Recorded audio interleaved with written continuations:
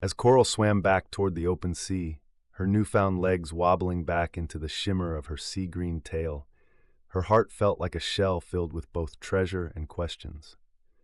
From the shore where she stood moments before, a voice called out, a soft, trembling voice that sent shivers rippling down her scales. "Wait!" Coral turned to see Leo standing at the water's edge. His hair ruffled wildly in the ocean breeze, and his hand clutched the golden map she thought she'd left behind. Behind him, the sun kissed the horizon with streaks of pink and gold. "It had changed," he gasped, holding the map up for her to see.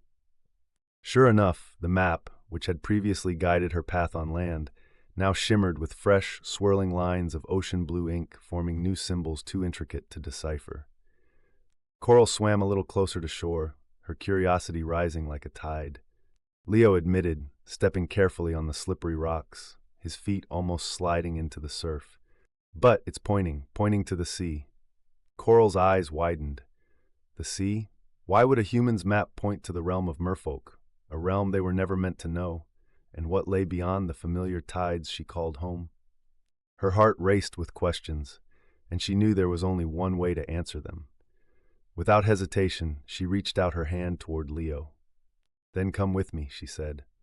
"Just for a little while, I'll show you the sea's secrets." Leo hesitated, the idea filling him with both wonder and fear. But something in Coral's eyes, the excitement, the kindness, the promise, made him take a deep breath and nod.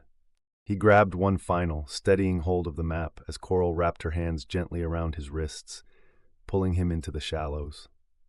"Hold on tight," Coral smiled, and with a spin of her tail, the two disappeared beneath the waves. For a moment, Leo panicked as bubbles swirled around him. He couldn't see, couldn't breathe. But then Coral pressed a glowing shell to his chest, and suddenly the ocean became a world of dazzling clarity. He could breathe as easily as if he were standing on land. Magical coral forests stretched ahead, glowing schools of fish swirled around them, and moonlight filtered through the water like shards of shimmering glass. It wasn't long before Coral and Leo discovered that the map hadn't just changed, it had come alive. The glowing ink began to move, leading them deeper into uncharted waters. Passages twisted through underwater caves where sharp, glimmering crystals lined the walls. An eerie echo followed them. "That way," Coral pointed, swimming ahead. Suddenly, a sound made her freeze. A low, guttural rumble, a predator's growl. Before Leo had time to ask what was wrong, he saw massive shadows circling the cave mouth. Coral," he whispered, his voice shaky. She grabbed his hand tightly, her grip firm and protective. From out of the shadows emerged two massive creatures, deep-sea eels with iridescent scales and glowing yellow eyes. Their jaws gleamed with rows of razor-sharp teeth, and they snarled at the intruders. "Who dares disturb the crystalline caverns?" growled one of the eels, its voice booming with authority. Coral tried to remain calm. "We're following a map," she explained, holding it up. "A map that brought us here." The smaller eel slithered closer, its body coiling in ominous spirals. "A map, you say? Perhaps the sea itself sent you, but no one enters the Sapphire Hollow unchallenged." Coral's brow furrowed. Sapphire Hollow? That wasn't on any map she had ever seen. Were they heading to a treasure or a trap? Sapphire Hollow? That wasn't on any map she had ever seen. Were they heading to a treasure or a trap? "We'll face your challenge," Coral said confidently, though her heart thudded in her chest. The large eel grinned, baring sharp fangs. "Very well. Solve this riddle, or you'll be bound to the caverns forever. Listen closely." Leo gulped nervously, but Coral gave his hand a reassuring squeeze. "We'll face your challenge," Coral said confidently, though her heart thudded in her chest. The large eel grinned, baring sharp fangs. "Very well. Solve this riddle, or you'll be bound to the caverns forever. Listen closely." Leo gulped nervously, but Coral gave his hand a reassuring squeeze. The eel began, "I drink though I am not thirsty, and dance though I have no legs. I set ships adrift and swallow treasure whole.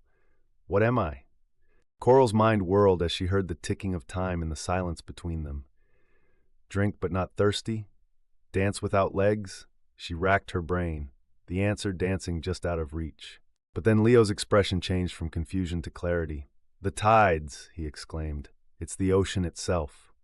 The eels hissed, swirling in agitation, but they knew he was right. Reluctantly, they backed away, creating an opening into the next cavern. "This isn't the end," the smaller eel warned, its eyes gleaming. "The sea does not yield its secrets lightly."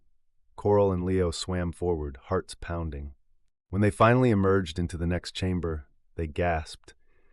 They'd entered a dome of sapphire blue crystal, where columns of light refracted and danced like a living aurora.